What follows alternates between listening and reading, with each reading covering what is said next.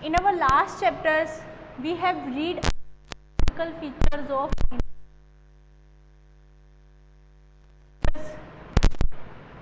we have already read about first physical feature the northern mountains. ठीक है, हमने India के जो फिजिकल फीचर्स 6 उनके बारे में, उनमें से फर्स्ट जो फिजिकल फीचर है द नॉर्दर्न माउंटेन्स, उसके बारे में हमने ऑलरेडी कर लिया है. उसकी एक्सरसाइजेस और नोटबुक में आई होप कर ली होगी आपने सारी. देन आज हमारा जो ये चैप्टर है second physical feature the northern plains. About northern plains. Northern plains मतलब प्लेन्स क्या होते हैं? प्लेन्स क्या होते हैं कि लार्ज जो फ्लैट लैंड के जो एरिया होते हैं, प्लेन भूमि जो होती है, फ्लैट जो लैंड होती है उसे हम प्लेन एरिया प्लेन बोलते हैं, मैदान जिसे कहते हैं. ठीक है, ये जो माउंटेन्स हमने पढ़ी थी कि सबसे नॉर्थ में जम्मू से लेके अरुणाचल प्रदेश तक स्ट्रेच आउट, ठीक है, माउंटेन्स है. हिमालय माउंटेन्स जो है हमारी, उसके जस्ट साउथ में क्या स्टार्ट हो जाता है हमारा नॉर्दर्न प्लेन्स. इसके मैप पे आपको दिख रहा होगा, look at the map. There are Himalaya ranges, then in the south of Himalaya ranges here is northern plains. A large part of northern India is occupied by the northern plains. कि India का जो north का बड़ा हिस्सा, large part किससे cover up है? Northern plain से. ठीक है, जो नॉर्थ का उत्तर का जो हिस्सा है उसका एक बड़ा भाग, लार्ज पार्ट किससे कवर अप है? नॉर्दर्न प्लेन से कवर अप है. These are lies to south of northern mountains. कहाँ पे है ये? माउंटेन्स के, जो हिमालय माउंटेन्स पड़ी हैं उसके जस्ट साउथ में है. ओके, ये वाला जो क्षेत्र है, ये रीजन जो है वो क्या है? यहाँ पे लैंड कैसी है? बिल्कुल फ्लैट है, सीधी प्लेन.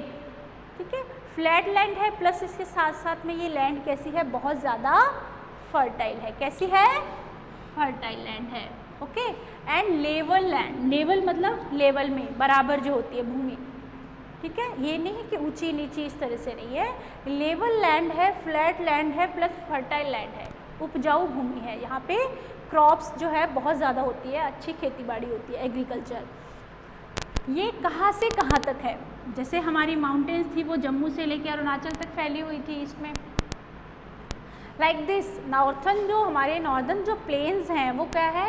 वेस्ट में पंजाब, वेस्ट में पंजाब से लेके कहाँ तक फैले हुए हैं ये? ईस्ट में असम तक फैले हुए. कहाँ तक फैले हुए हैं? असम. ठीक है, these are stretches from Punjab in the west to Assam in the east. Okay, इतना समझ में आ गया आपको? नेक्स्ट, फिर इसके बाद में प्लेन्स एरिया में सबसे इम्पॉर्टेंट है रिवर्स.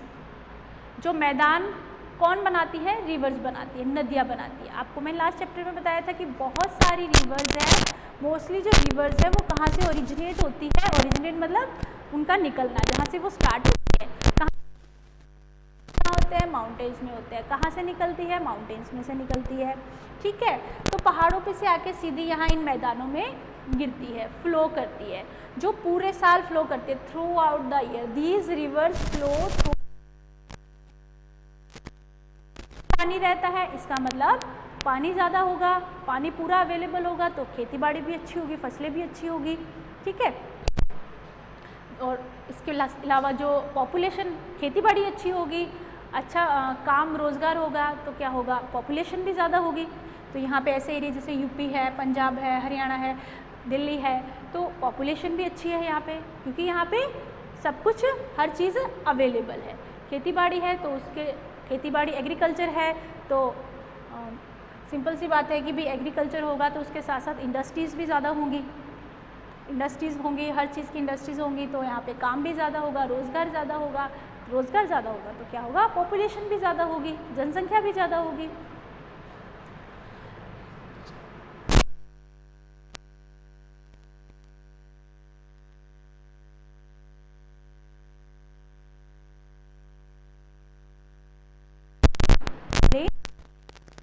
रिवर्स है, कौन कौन सी है हमारी? सतलुज, गंगा एंड ब्रह्मपुत्र. ये तीन बड़ी जो नदियां हैं, ठीक है। ये जो 3 बड़ी रिवर्स जो हैं ये मेन रिवर्स है, बाकी बहुत सारी रिवर्स है, छोटी छोटी जो नदियाँ हैं वो कुछ इनमें से निकलती हैं या इनमें आके मर्ज हो जाती हैं, मिल जाती हैं, ट्रिब्यूटरीज जिसे कहते हैं, सहायक नदियाँ जो होती हैं। बाकी मेन नदियाँ कौन सी हैं? मेन जो rivers these are Sutlej, Ganga and Brahmaputra. These rivers irrigate the fields throughout the year. ये जो नदियाँ हैं ये पूरे साल, इससे क्या होता है, फसलों को पानी मिलता है। इरीगेट द फील्ड्स, इरीगेशन क्या होता है? सिंचाई करना, ठीक है, पानी मिलना खेतों को। इसके अलावा प्लस ये जो रिवर्स हैं, these rivers carry small pieces of rocks, अपने साथ पहाड़ों से जब ये गिरती है, माउंटेन से जब ये रिवर्स गिरती है, यहाँ से, यहाँ पे जो माउंटेन है यहाँ से जो नदियाँ गिरती है तो अपने साथ क्या बहा के लाती है? छोटे छोटे पत्थर, जो पत्थरों पे से आती है तो अपने साथ छोटे छोटे पत्थरों के कारण टुकड़े बहा के लेके आती है अपने साथ, ठीक है। तो धीरे धीरे आके यहाँ नीचे मैदानों में ये जमा होते रहते हैं, ये जो अपने साथ में जो बहा के रॉक्स लाती है, सैंड है, मिट्टी बहा के लेके आती है, माउंटेन सॉइल जो बह के आती है, तो वो धीरे धीरे यहाँ पे डिपॉजिट होती रहती है, ठीक है। तो इससे जो धीरे धीरे ये जमती रहती है जैसे जैसे ये मिट्टी, ठीक है, तो इसको क्या कहते हैं हम? इस सिल्ट को क्या कहते हैं? एलुवियम कहते हैं। कौन सी सिल्ट कहते हैं? Alluvium.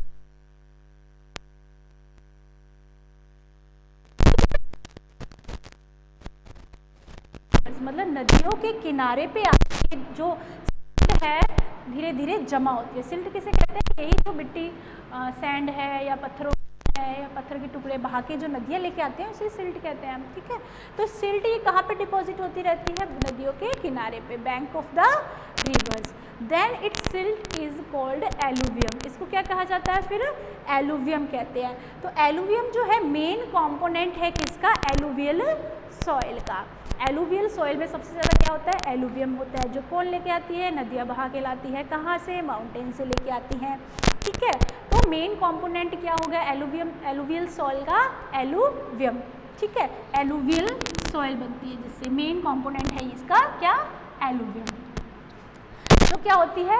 This soil is excellent for crops. Crops के लिए, फसलों के लिए ये बहुत ज़्यादा वैल्यूबल होती है, अच्छी होती है। इसीलिए सबसे ज़्यादा जो एग्रीकल्चर का वर्क है यहीं पे होता है। फसलें बहुत ज़्यादा होती है, गन्ना ले लो, गेहूँ ले लो, कपास है, और भी बहुत सारी जो क्रॉप्स होती है मोस्टली यहाँ पे होती है। इसी वजह से होती है क्योंकि यहाँ पे जो रिवर्स की जो सैंड है वो बह के आती है।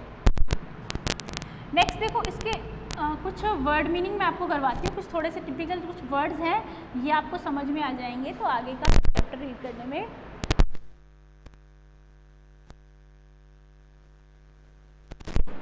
बेसिन क्या होता है ये देख लेते हैं हम लोग एक बार।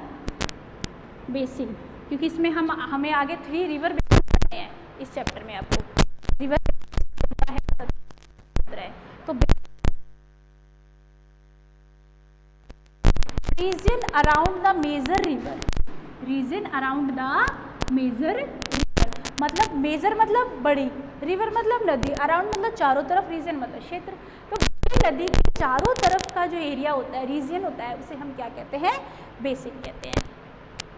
क्या होता है? देखो, जो हिमालय माउंटेन से जो नदियाँ आती है, ठीक है, जब यहाँ आती है तो इसमें कुछ छोटी छोटी रिवर्स, कुछ इनमें से निकलती भी हैं, कुछ इनमें आके मिलती भी हैं।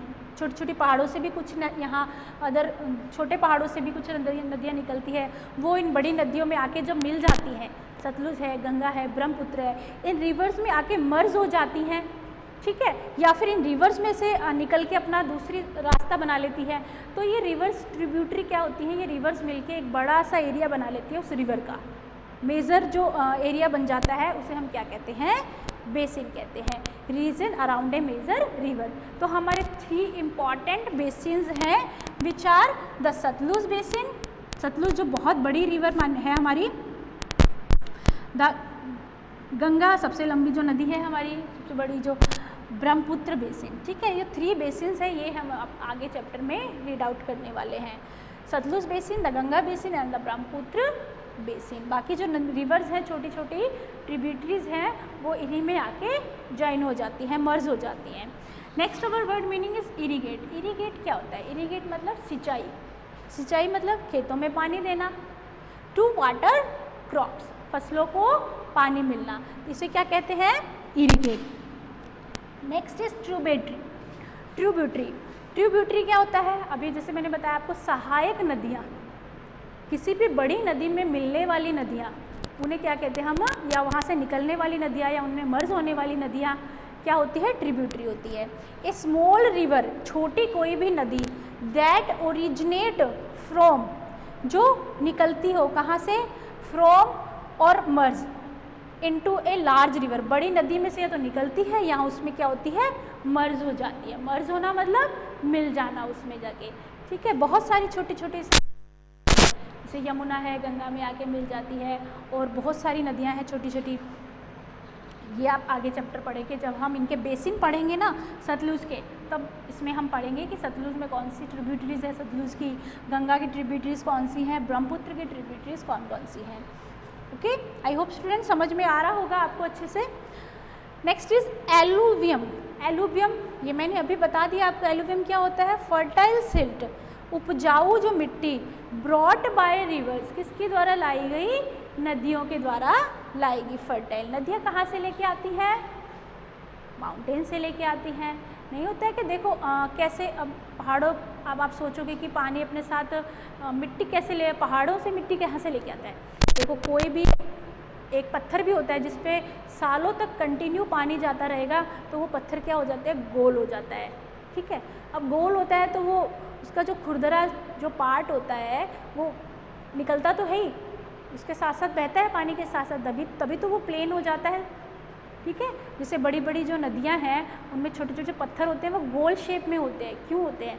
इसीलिए होता है क्योंकि उनमें से कंटिन्यू पानी जाता रहता है, उस वजह से क्या होता है? उनकी शेप चेंज हो जाती है। जो रफ सरफेस होता है ना उनका, वो बह बह के आ जाता है मिट्टी के रूप में, किसके फॉर्म में? सिल्ट में, जिसे हम क्या कहते हैं? एलुवियम कहते हैं। जो मेन कॉम्पोनेंट किसका है? एलुवियल सॉइल का है, जो किसके लिए एसेंशियल है? Excellent for crops. ओके, तो ये हमारे वर्ड मीनिंग हो गया है। ये आपको जैसे बेसिन, ये ट्रिब्यूटरी, इरिगेट, क्योंकि ये नेम्स बार बार रिपीट होने वाले आपके चैप्टर में, तो ये बेसिन आपको समझ में आ जाएगा, तो ये भी आगे अच्छे से आपको समझ में आ जाएंगे। तो हमारे ये 3 जो हैं मेन बेसिन्स हैं, सतलुज बेसिन, गंगा है और ब्रह्मपुत्र है। तो इन तीनों के बारे में तो हम आगे अपने चैप्टर जो नेक्स्ट क्लास होगी उसमें रीड आउट करेंगे, ठीक है। एक बार थोड़ा सा हम इसको रिपीट कर लेते हैं, लेट्स रिपीट इट। आज हम पढ़ रहे हैं किसके बारे में? नॉर्थन प्लेन्स के बारे में। नॉर्दर्न जो प्लेन्स हैं वो एक लार्ज पार्ट है जो कहाँ पे लोकेटेड है? हमारे इंडिया के नॉर्थ पार्ट में लोकेटेड है। ये क्या है, किस तरह का रीजन है? ये एक फ्लैट, फर्टाइल और लेवल लैंड का एरिया है, और बहुत सारी जो रिवर्स हैं जो हिमालय से ओरिजिनेट होती है वो कहाँ आके गिरती हैं? प्लेन्स एरिया में, ठीक है। और कहाँ से कहाँ तक है ये? Punjab in the west to Assam in the east, west में पंजाब से लेके असम तक फैला हुआ है। इसके अलावा जो बहुत सारी रिवर्स फ्लो करती है वो क्या करती है? अपने साथ में सिल्ट लेके आती है, मिट्टी, सैंड लेके आती हैं, रॉक्स के पीसेस लेके आती हैं, धीरे धीरे डिपॉजिट होते हैं वो कहाँ पे? रिवर्स के किनारे पे, near the bank of reverse, ठीक है। इस सिल्ट को हम कहते हैं alluvium. It is the main component of alluvial soil. It is very good for crops. Okay, फिर हमने वर्ड मीनिंग पढ़ ली। जैसे बेसिन, बेसिन क्या होता है? एक जो बड़ी नदी होती है उसका पूरा जो आसपास का जो एरिया होता है उसे बेसिन कहा जाता है। इरिगेट वाटर टू क्रॉप्स, ठीक है, फसलों को पानी देना, सिंचाई करना। ट्रिब्यूटरी क्या होती है? Small river that originate from और मर्ज, जो या तो किसी बड़ी नदी में से निकलती है, ओरिजिनेट होती है, या फिर उसमें मर्ज हो जाती है, ठीक है। इसे हम क्या कहते हैं? ट्रिब्यूटरी कहते हैं। जैसे यमुना ट्रिब्यूटरी है, गंगा की बहुत बड़ी सहायक नदी है यमुना जो है। एलुवियम क्या होती है? Fertile silt brought by reverse, उपजाऊ मिट्टी जो किसके द्वारा बाद में लेके आई जाती है? रिवर्स के द्वारा। Where? From mountains. Okay students, ये हमारा यहाँ पार्ट है जो आज का ये कंप्लीट हो गया है।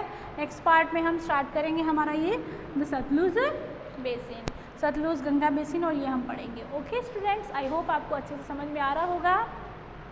Okay, thank you, have a nice day.